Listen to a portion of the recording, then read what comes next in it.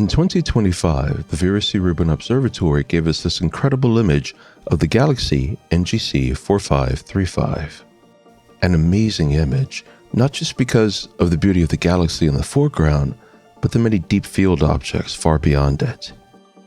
This galaxy was dubbed in the 1950s as the Lost Galaxy by amateur astronomer Leland Copeland due to its ghostly appearance when seen through a small telescope. And it is quite faint, with an apparent magnitude of 10.73. I've been wanting to image this galaxy for quite some time, but in terms of astrophotography, this winter has been the worst that I can ever remember. Since the last image that I posted of NGC 1579 on Astrobin, all the way till now, on February 10, there has been one single clear night the entire winter. But it wasn't a great night. The moon was over 77% illuminated, and it's been snowing every couple days since the start of winter. And with fresh, new fallen snow over the ground, that creates a lot of ambient light for trying to do astrophotography. But on that night, I decided to attempt to image this galaxy, but I had to wait until the moon was very low over the horizon. And that would give me just over 6 hours to image in winter skies which were okay but not ideal. I based that on the guiding I was getting that night, which averaged between 1.2 and 1.4. On really good nights, I can get down to about 0.4 guiding. I've seen worse, but this was pretty bad. And with only half the night available, it was not a long time to shoot an object with a magnitude of 10.73.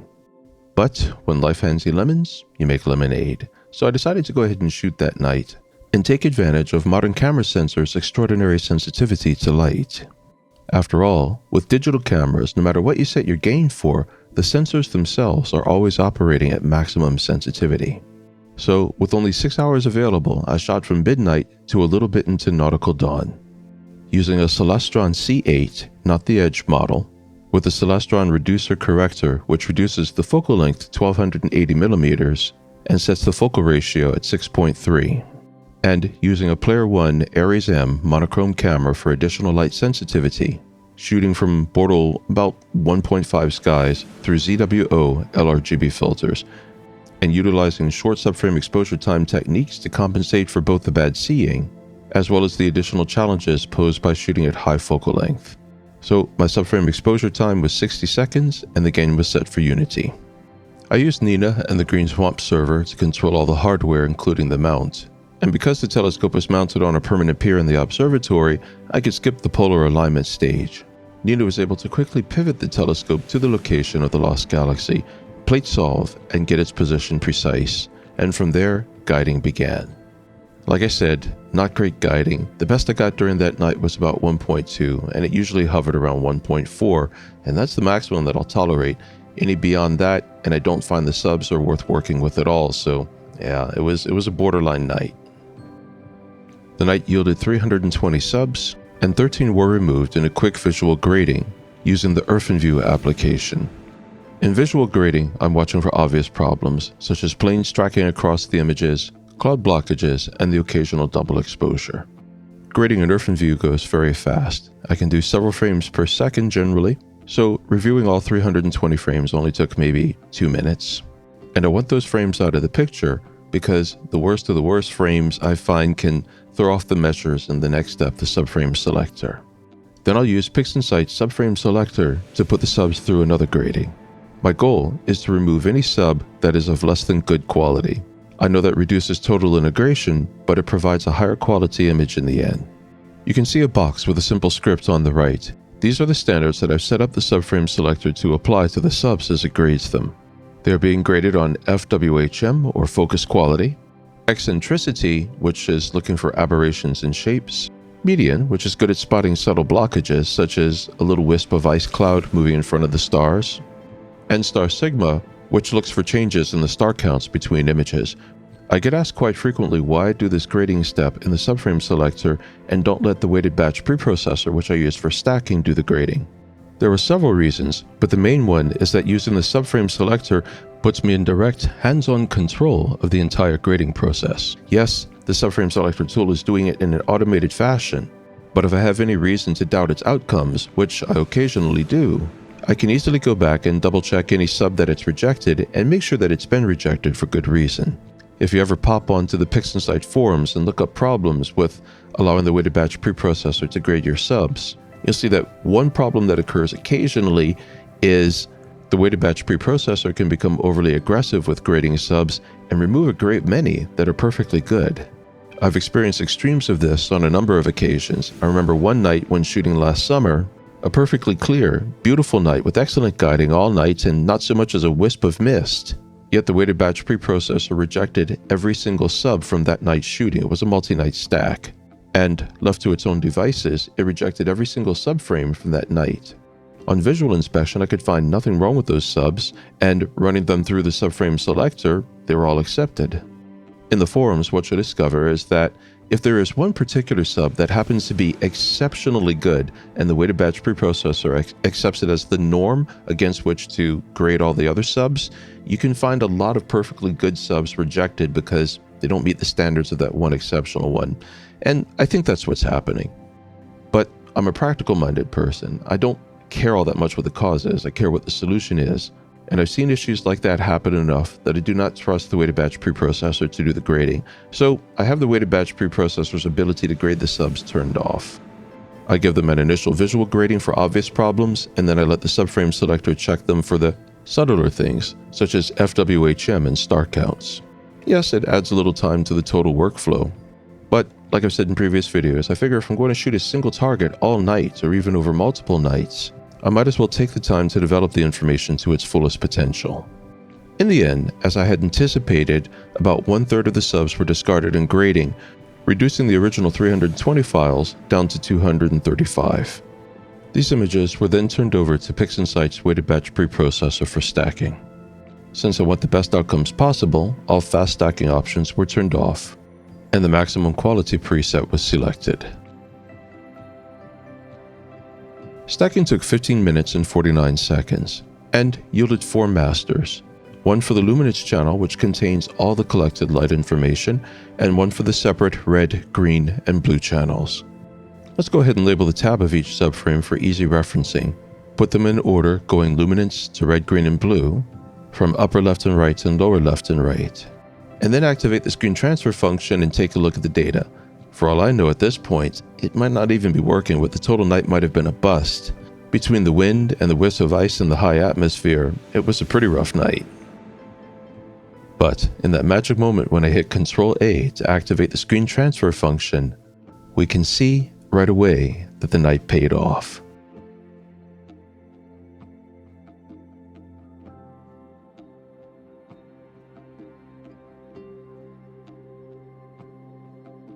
Still, this only represents just under 4 hours of integration on a pretty faint target. At that magnitude, I would generally like to put in about 20 hours of integration time, and I'll revisit this galaxy if and when the weather conditions ever allow again. But for now, let's work with what we have. I can see in each of the masters that there is a significant gradient, and it was caused by that very bright moon. I started filming about an hour before it set. I was hoping it would be low enough on the horizon that it wouldn't have much effect on the target by then, because the target was over 90 degrees off from it. But it was a bright moon and the light still impacted the image. It's no big deal, however. I'll deal with it a bit later by using the Graxpert tool. I used to run the blur exterminator separately on the red, green, and blue subframes before combining them. But updates in PixInsight have made that not work so well. So now, the first thing that I have to do is combine the separate color channels in order to produce a full color master. Some people will combine them and then use automatic tools such as the spectrophotometric color calibration tool to go about this operation, but I've never cared for the SPCC tool. It's a pain sometimes to get it to plate solve correctly, and I find I frequently don't care for the outcomes. It frequently doesn't produce good color. It just frankly doesn't. So I prefer to use the old and reliable linear fit tool. The first step in using the linear fit tool is to take a statistical measurement and find the images with the highest and lowest median. One of these will become the reference image in the linear fit tool, and it will be used to balance the color of the other two masters. If the images have a pretty closely balanced median number, say within a half point of each other, then I'll use the image with the highest median number as the reference image.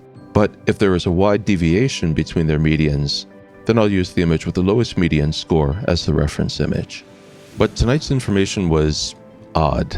In this case, the median scores were about a half point from each other, so I could have gone either way. I initially tried the highest median and got a strongly red master, then I tried the lowest median and got a strongly blue master. And I figured out that, for whatever reason, PixInsight was not establishing a white balance well. I've seen this problem come up more and more with PixInsight lately. I don't know why it's occurring. But I also don't like to do white balancing in PixInsight. It doesn't have the best tools for doing that. So I decided, after a few more operations on the information, that I would export the RGB master over to Photolab, which handles color much better. Before then, however, I wanted to run the blur exterminator on both masters, and then stretch the histograms of each master just enough to produce good stars. The blur exterminators are run first in correct mode, then in default mode. After, the RGB master was exported to Photolab to correct the white balance issue. In Photolab, on the color panel, the white balance tool was selected, and then the white balance picker. Typically, to correct white balance, you want to find the brightest points on the image. I see two possibilities, here lower right, and the smaller, very bright area center galaxy. Standard procedure would be to choose the brightest area, but I found that the smaller area, not quite as bright as the area to the right, yielded the best balance and the best color variety. I think because it's balanced in context of the rest of the galaxy immediately around that area. The white balance helped, but now we're going to do a small hue shift to further balance the color. Currently, color leans toward the cool, or the blue. That would be downward on the hue shift wheel, where blue is closest to our current position on the right. So I'm going to click and drag the hue shift tab counterclockwise into the warmer area. And as I do, mostly what I'm watching for is color balance space, in other words, black space. The blacker, the more color neutral, the better. When the space is color neutral, the colors should be balanced throughout the rest of the image. A hue shift of a few degrees counterclockwise on the color wheel does the trick. There's still a bit too much green in the space, but I can easily remove that by selectively blackening the green channel only.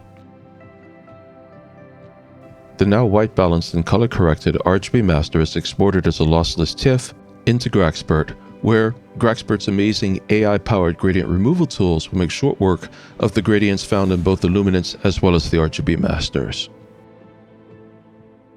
It's very simple, really. All I have to do is open the master, select the AI option, and have it run its operation. I could use the slider bar to strengthen or reduce the gradient removal effect, but I find the default operation works quite well for this subtle gradient. Now that the Luminance and RGB masters have been deblurred, histograms stretched, and the moonlight-induced gradients corrected, we'll return to PixInsight. And here, we'll run the noise exterminator on them. The Luminance master was not problematic. It only needed to be deblurred, the histogram stretched, and then the stars removed and saved as a star plate. Then a little more histogram stretching was done to the Luminance starless master. Now both these images can be exported as lossless TIFFs into my layer-based photo editor, Affinity, which, by the way, is free these days. In Affinity, we will first drag in the starless RGB master, which establishes the color space. Then we'll drag in the starless Luminance master. The snap tool quickly and easily perfectly aligns these images. I'll then select the luminance layer and apply the luminosity composite mode to it. This will add its information to the RGB image, conveying all the luminance information but not simply adding it, which will avoid blowing out areas. It will also respect the color information in the RGB area so that its color is added in full to the luminance layer. Now, operating only within the RGB master, I'm going to enhance its color. I'll begin by adding a vibrance tool, which has the vibrance and saturation sliders in it, and also a levels tool. These tools work very well together. Operating on the levels tool first, I'm going to remove that red from the background. This is easy. I'll just select the red channel, increase the black points of the red channel just a little bit. You can see that we are not getting anywhere near the light curve, so we're not actually interfering with any of the information in the image. We're just decreasing that lingering red in the space, which is basically a spillover artifact. And with a good color balance, I'll go to the master channel, which contains all the RG and B information, and get the black point there a little closer to the beginning of the light curve, which will further darken the space without taking away any of the information, or in other words, darken the space without losing the objects within the space. This helps to bring out contrast in the image and reveal even the fainter haze of the lost galaxy's arms, as well as some of the distant deep field objects beyond it. A final adjustment to the green channel's gamma will further enhance this contrast difference between the objects and the surrounding space. And at the end of the levels adjustment, I decided there was no need to enhance the saturation with the vibrance tool. The next step is to merge all the layers into a new single visible layer which will contain all the combined information. It's easy, I just have to right-click on one of the layers and select Merge Visible. Then, I'm going to divide that new layer into its high and low frequency components by way of the frequency separation tool. High frequency information contains the detail, and low frequency information is where you find light and color information, as you can see here. Detail on the left, blurry color and light on the right. I'm doing this because I want to sharpen the image, and I can push the sharpening tools harder without creating artifacts if I sharpen only the high frequency information.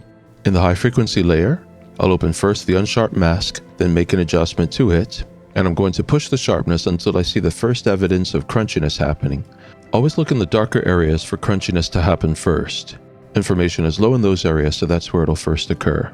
Then, I'll open the clarity tool, place the clarity layer on top of the unsharp mask, and push the clarity up just a little bit, usually just a couple % is adequate. The unsharp mask adjusts very fine detail, the clarity tool slightly broader detail and has a little more effect on contrast, so it's a powerful tool, and it adds very nicely, synergistically, with the unsharp mask. And then finally, when that's done, I'll open the high pass filter. The high pass filter represents an initial blurred image. You have to change its composite mode to soft light for astrophotography. And then I'll push up the high pass filter tool just a few points also, which sharpens other parts of the fine detail, selectively and synergistically adding to the total sharpening procedure. As you work, always watch the dark areas for crunchiness. The moment you see crunchiness happen, back off just a little bit and then you're done. Now we'll add the stars back in. We have a separate RGB star plate and luminance star plate. We'll add the RGB star plate first. It will completely block over the image, so select the star plate layer, and then from the drop-down composite mode list, select the screen composite mode. This will add all the star information to the image. RGB stars will give you your best color, and if you're working with a monochrome camera, they'll be less strong than your luminance stars, so less prone to bloating. But if you're wanting to capture that deep field information, they won't really have as much of it because RGB simply does not capture as much information as luminance, or it can, but it takes a lot longer, 3 times longer in fact. Now with only just under 4 hours of integration, there's not going to be a lot of deep field information in this image, so it's almost pointless adding the additional luminance plate, but I'll show you how anyway. I'll drag in the luminance star plate, and using the snap tool, just get it aligned over the rest of the image. And then with the luminance star plate layer selected, I'll right-click that layer and rasterize it. This will transform it into a format that the frequency separation tool can use. Then I'll go to the pixel drop-down menu, select the frequency separation tool, and separate it. Then we're going to delete the low frequency layer, keeping only the high frequency layer, and select the composite mode to soft light. And this will cause it to gently add its information to the RGB star layer. Now, as you can see, it's still too strong. We can tell because the stars are blowing out and bloating. There are many ways to reduce this effect, but the easiest way is just to reduce the opacity of the high frequency layer. Normally, with an image with this little integration, I would not bother adding the luminance layer. I'd go for a beautiful image rather than trying to catch a lot of very extremely faint, in fact, deep field information in the background that I know is not going to show up in any meaningful way with this little integration. In any event, I'll reduce the opacity of the luminance high frequency layer to 0 and then slowly ratchet it up using the mouse wheel. Unfortunately, there is so little integration that using anything less than 100% of the high frequency information doesn't have any real effect. To get the dim stars and deep field objects showing up at all, I'm going to have to use all the high frequency information, but the effect is too strong on the bright stars, it's bloating them. So what I'm going to do is remove the high frequency information specifically and only in the region of the brightest stars. That will allow the image to benefit from the extra high frequency information in the darker regions while avoiding the blooming problems over the brighter star areas. I'll just open a mask in the luminance high frequency star layer, select the paintbrush and the black, and erase out the high frequency information from only the brightest star areas. You will not be able to see this at all because this is not taking away from low frequency information at all. It's not taking away from light, shadow, contrast, anything like that. It's just taking away from sharpness. I know that's counterintuitive to understand, but all images are divided into low frequency, color and brightness information, and sharpness information. And this is only affecting sharpness. It's going to help make those slightly blown out stars, which are simply over sharpened with that additional high frequency information, and it's going to help make them finer, better points again. The image is done, but I can see that there is a little bit of lingering moonlight gradient in it. Development of the subtle information brought that out, so I'll send it back to Grexpert and have it remove that last lingering gradient. This produces our final and color-balanced image, shown here. Transforming 3 hours and 55 minutes of integration from this on the left to this on the right. It's not a Vera C Rubin quality image, to be sure, but for just 3 hours and 55 minutes integration on such a faint object, I don't think it's bad either. And if the weather would ever cooperate so I could spend another 20, 30, maybe 40 hours on it, it would get to look a lot more like the object captured by the Vera C Rubin Observatory. How much? Only experimentation will tell. If doing astrophotography over the years with modern equipment has taught me anything, it's never underestimate the power of modern equipment to look into the deep dark and capture the faintest traces of anything that might be there. Thank you for watching. And as always, if you have any thoughts, questions, or observations, please leave them in the comment section below. Now, get out there and shoot that sky, and hopefully you're getting better weather than I am.